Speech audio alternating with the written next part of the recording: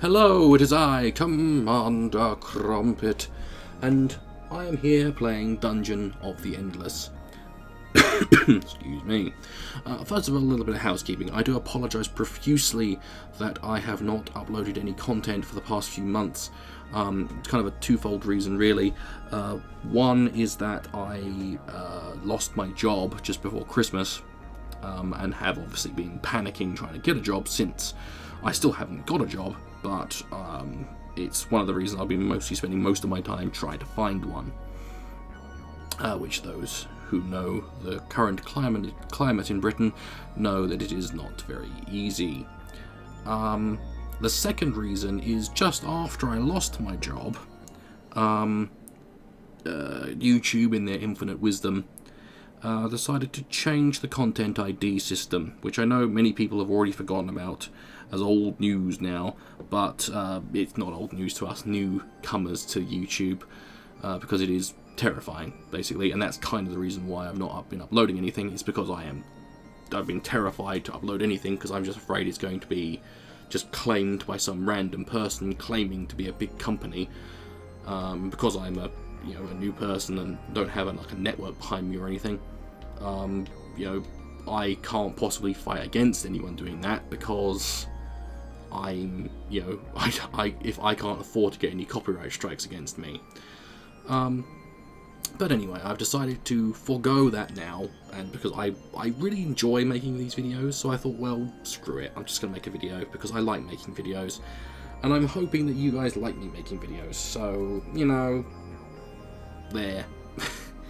So yes, I've decided to play a bit of Dungeon of the Endless. I bought this a couple of days ago, after it has been tempting me for many months, and essentially it is it's kind of a bit of a weird one to describe, really.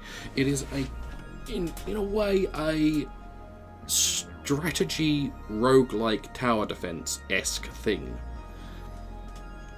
I'll be able to show you more what's going on about it with when I get into it. It's set in the Endless universe. For those of you who don't know what that is, it's a series of games made by Amplitude, who are a very good company. They take a lot of community feedback for their games.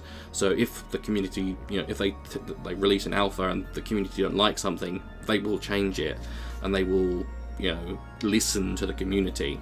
And that's kind of their whole business plan, is that they will, they have these games together. It's a game, they like to develop games where the people who are playing it, and people who want the game, and people who are interested in the game can give feedback on what they think about it. And, they will actually listen to that feedback, which is rare in most of these cases nowadays. And Amplitude have made another game as well. They made Endless Space and Endless Space Disharmony, which is a add-on to Endless Space. Endless Space and Disharmony are I think it's a real-time strategy, space empire game. And they're very good from what I've seen of them and what I've watched on YouTube. I own Endless Space, but I haven't actually played it. It's one of those games I got it on sale, and it's just sitting in my library, not downloaded yet. But I will eventually get to it, because I do like those games. And this is set in the same world. I have got a game currently underway, but I've gotten a bit far into it. So either way, I am willing to. From what I know, I think if I start a new game, I will lose this save. But for you guys, I am willing to do that. With that one, I've gotten to level 3 of the dungeon, and that has taken a lot. But at the same time, I can't really do a video of that, because even though this one's going to take a very long time as well, because it's just the way it is, and the way I'm waffling on at the moment as well is adding to it. So yeah, it's just the fact with that particular level 3, it's going to take me probably can take me about an hour to get through the map. So I have decided instead to forego that, and I am going to go for a new game. Make sure to, because you would lose your save game. So yeah, unfortunately I will lose that, but I am willing to do that for you guys. So choose your difficulty. Now, You may think that I'm being a wuss when I say that I'm going to go for too easy, but I'm going for too easy. Because basically the way this works is too easy, from my understanding and from my experience, too easy is hard, and easy, I have no idea what easy is because I've never even attempted it. But too easy is very hard. So, here we go.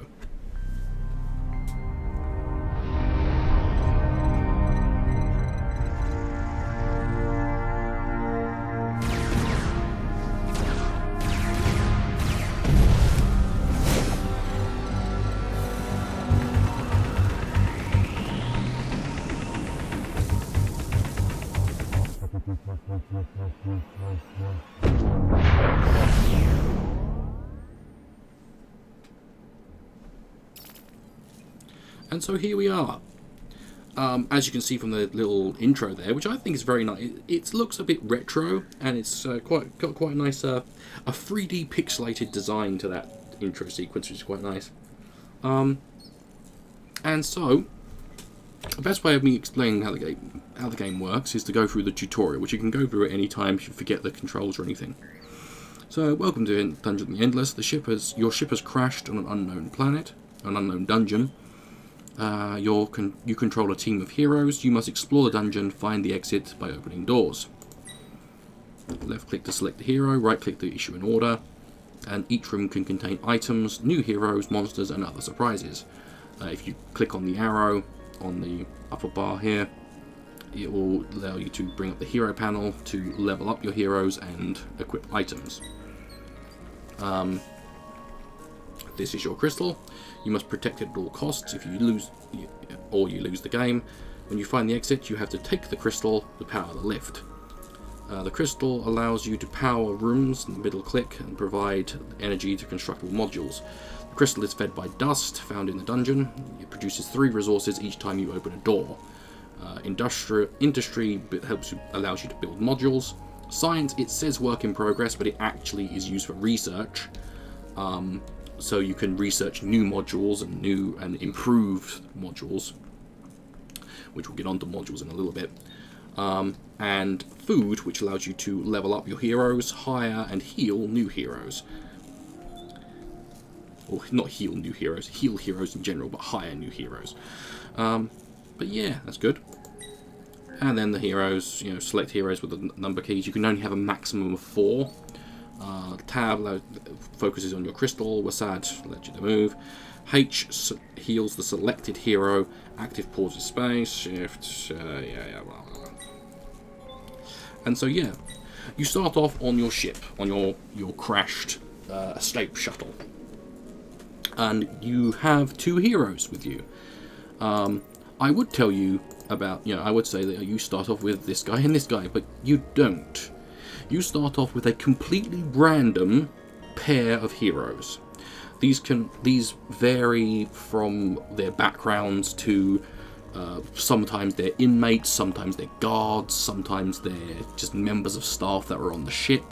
Sometimes I think there's even the possibility of sometimes even getting locals of the planet. So yeah, with this we have I happen to know these 2. Because I've had them before. So we first of all have Gork Butcher Karoza, an enormous man with a violent temper and angry face, and every sentient human he has ever met Gork has been terrified of him. When in a bad mood, he has been known to pull arms off animals, people, and construction equipment. And then we have Max O'Kane. Max is eternally optimistic, mostly because he's too terrified of where he is to think about it seriously. He will always be looking to profit from a situation, get extra loot, take one more object, spend less money, etc., even if it puts him in a bad/risky position, or earns angry comments from his heroes. I presume that actually means peers, or whatever, but still. So each person will have a certain thing. So they have a starting equipment, which it bases their base stats. You can get equipment and get items from chests and things, which just because it's an item doesn't mean that anyone can use it. So, for example, if you get a pistol, it doesn't mean he can use it. He can only use machine guns. He can only use two-handed rifles. He can He, on the other hand, can use pistols. And then there are other characters who can't use armour, or can't use a device, or have no weapons, only use their bare fists, and stuff like that. As you can see here, there is also passive skill. If you level up a character, they will gain an active skill, which is rather good.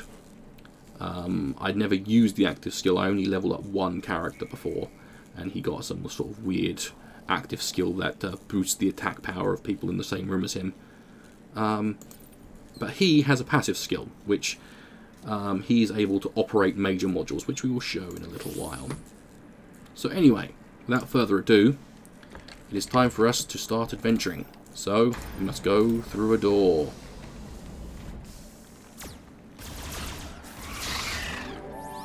There we go.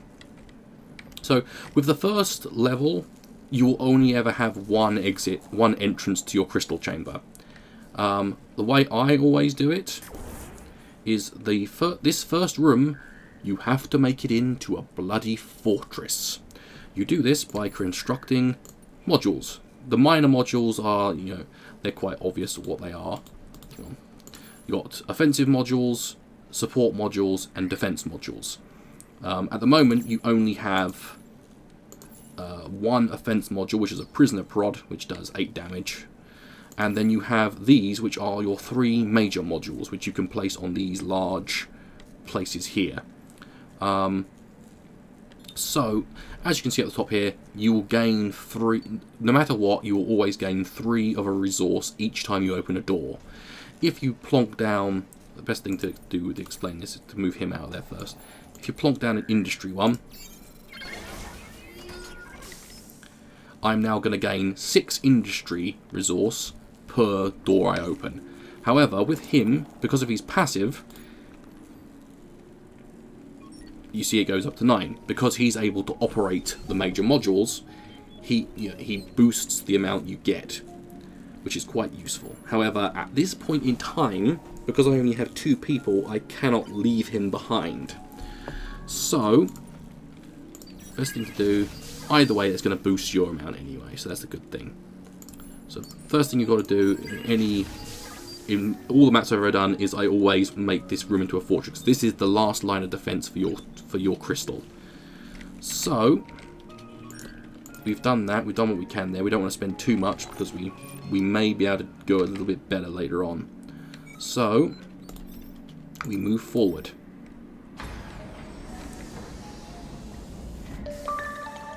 And we found some food.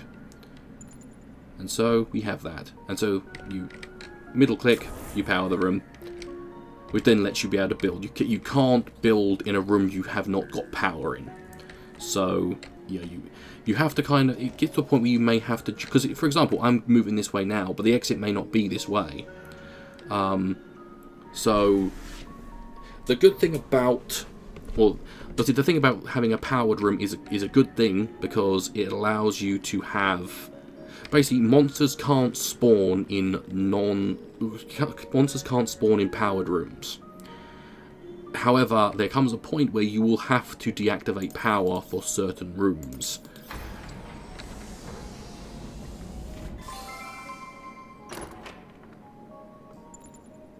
You found kitchen gloves, which add attack power, which will be quite useful for him, because he only has 23 attack power, where he has 43 attack power. So, you click there, you click there. Both of those were left clicks, by the way.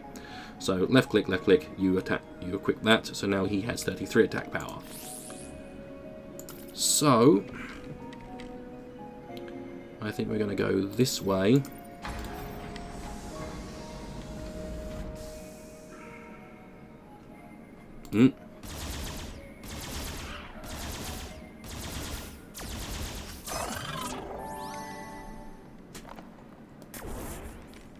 See what I mean?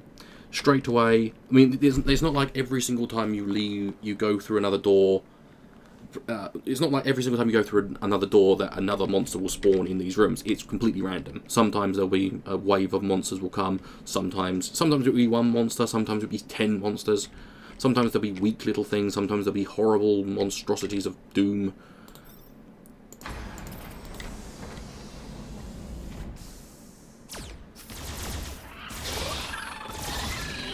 But either way, you have to kind of juggle them. So it's dangerous to leave an unpowered room, but at the same time, you can't power every room. For every room you go in, you get a certain amount of dust. Sometimes it's 1, sometimes it's 6, sometimes it's 10. But for every 10 dust, you'll get a ability to power another room. But obviously, at the moment, for example, I've got these 5 rooms powered. The next room, I can't power it, unless I get a lot of dust from it.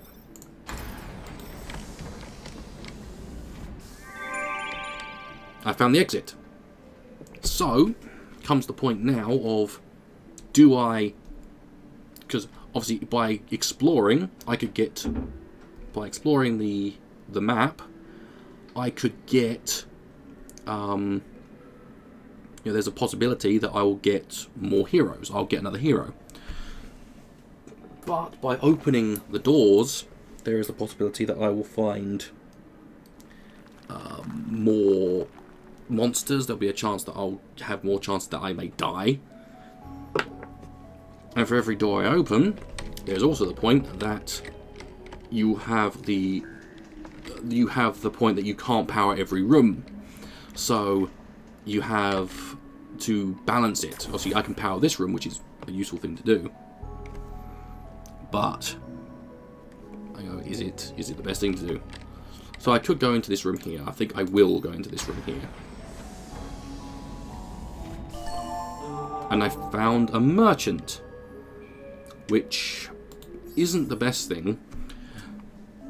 So yeah, I could buy this stuff, which is quite useful. Unfortunately, none of my characters, none of my heroes can use a rapier, so that's useless. The spare mag I probably could use, but it's not very useful. And the Armani suit increases your defense and max health, but now here comes the problem. Each of these cost dust. So if I buy, say, the Armani suit, I then lose 22 dust, which means that that means I can't power 2 rooms. So I've never bought anything from the merchant. Obviously, it's kind of a whole kind of risk versus reward kind of thing going on with it. But yeah, I'm going to go over in the next room. I am not going to open... We found some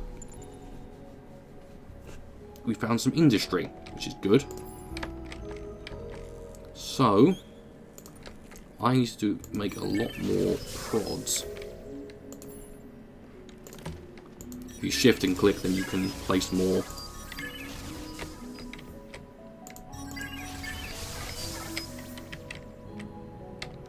On this level, you're kind of well suiting the fact that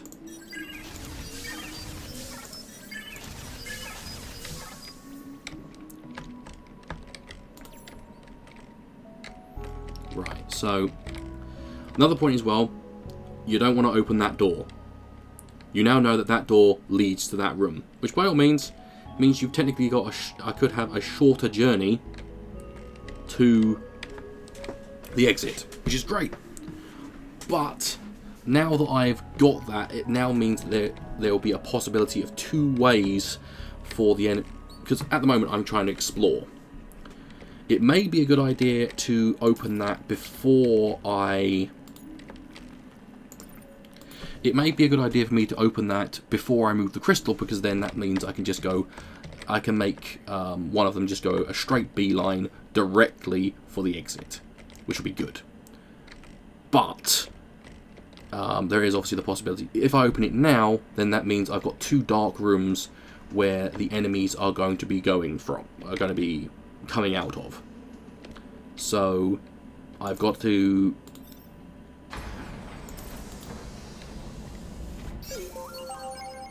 And I found a research area. So with these you can, with the artifacts you can research, but you can use the science resource to research things. So you can have a suppressive firebot, which makes it so you increase your attack power. The prisoner prod makes it so it's a more damaging version of the prisoner prod. The Neurostun module slows enemies. The Tactical HUD is another major module, which adds 18% attack power to all heroes, which would be quite useful.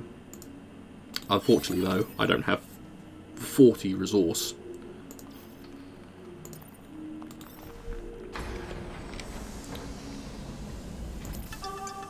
And I found another recruit. I'm referred to as Opbot. I'm an expert in biomechanics. I love to study them. Recruit.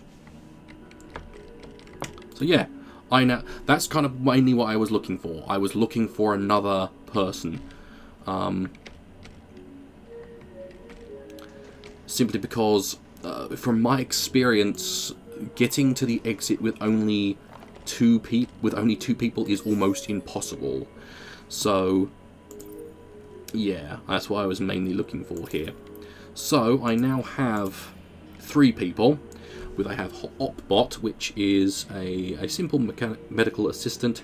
Its occupation is currently listed as emergency paramedic. No current information on its role before the crash is available, and it is unknown if DV8 was a prisoner, guard, or crew. And everyone wonders where that nickname came from. So, yeah. So, as I said, there's a little bit of comedy to each of the characters, which I quite like. So, yeah, now I think I'm just going to try and make a beeline for the exit. So I think I'm going to...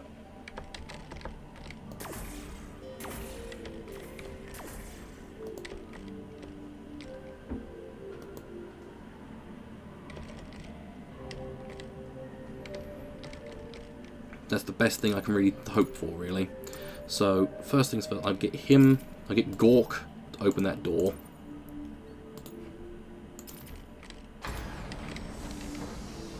Now this could backfire on me, because technically speaking I'm opening a new door.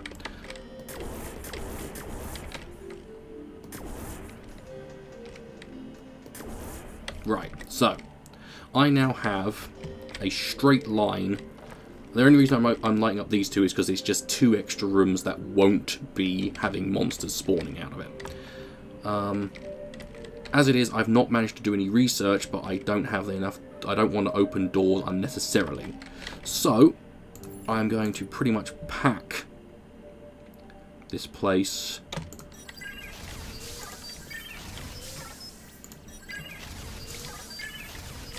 Pretty much the basic thing is you need to try and maximize the amount of damage that these monsters are going to take on their way.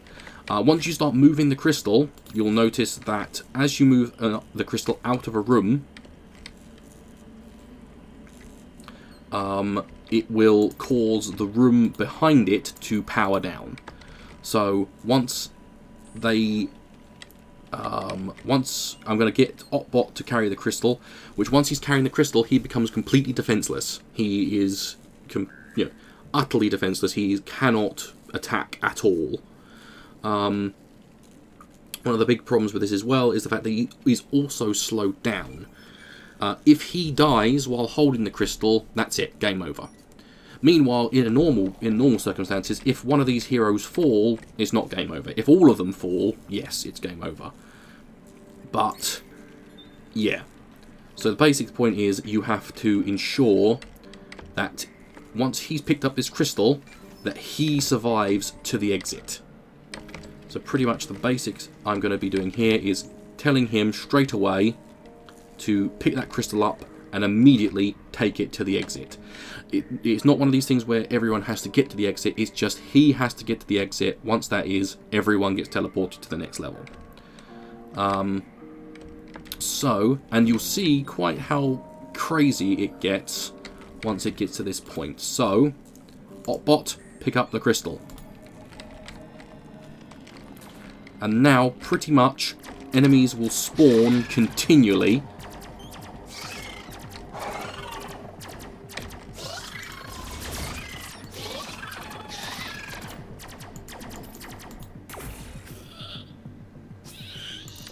Right, I'm going to just tell Opbot to just go to the crystal, to go to the exit.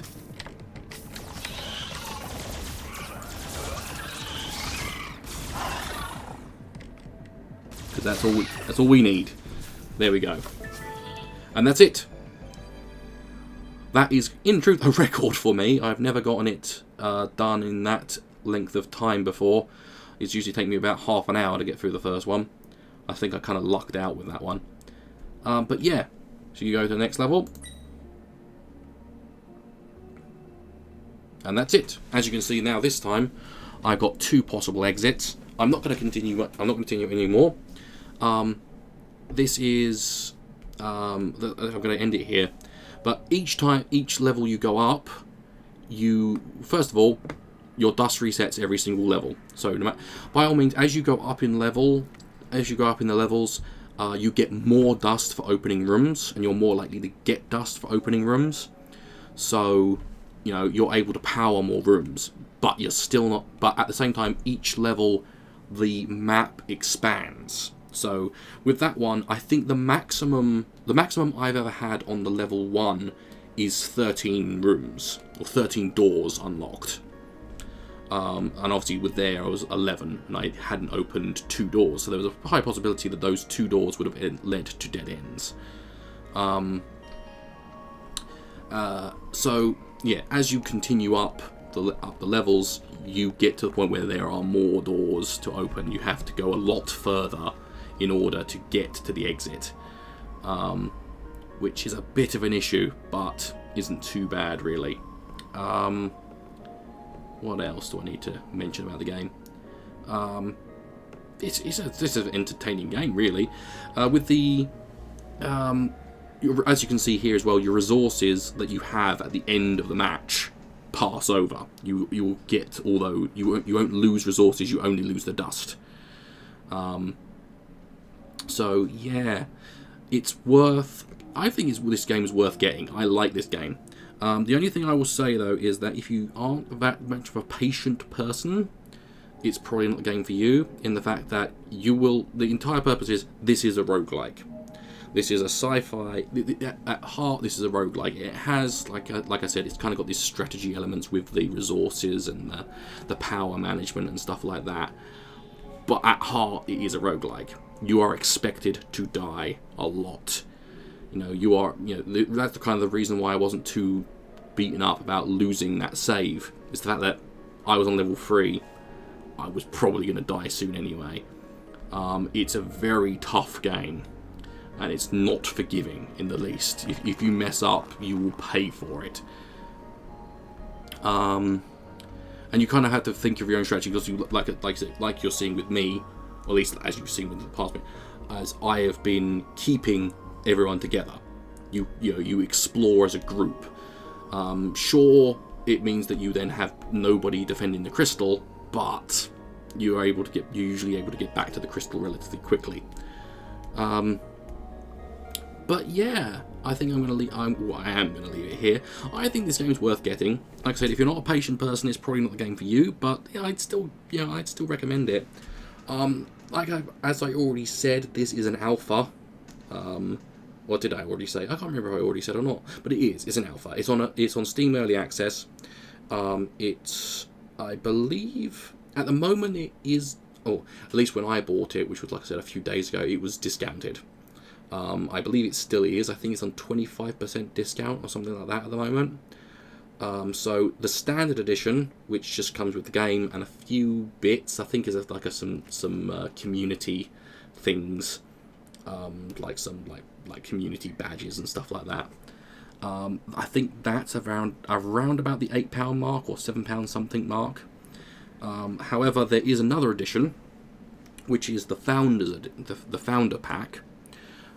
Which with that it comes with quite a lot of it is stuff that you're going to get when the game's actually released, which, you know, I don't believe they've announced an official exact, you know, full release date yet, but you get quite a fair amount of stuff. You get like an exclusive hero, you know, so that another hero is added to the roster that not other people will get.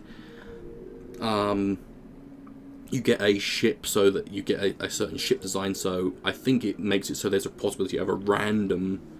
So rather than you just being in that one shuttle that you saw at the beginning, there's a possibility you'll crash land as another shuttle which will have I don't know, a certain bonuses to it, but there's only a chance you'll get that ship. Also, there's like certain skins you can unlock for certain characters in this. What else is there? There's a faction. If you have disharmony, if you have endless space disharmony, then you get a exclusive faction for the game, which I think is called the Volters or something like that, which are like a group of basically treasure hunters, basically. But one of the other big things about the Founders Pack is that if you don't own Endless Space or Endless Space Disharmony, the Founders Pack comes with a coupon for each of them, for a coupon for Endless Space and a coupon for Disharmony, for 50% off, which is a lot, really, because it's they're because even then, with these being indie games, I say indie games, they're kind of semi-indie games. Because they're semi-indie, they are relatively cheap anyway. But then, obviously, with the 50% off, you're getting them for a very reduced rate.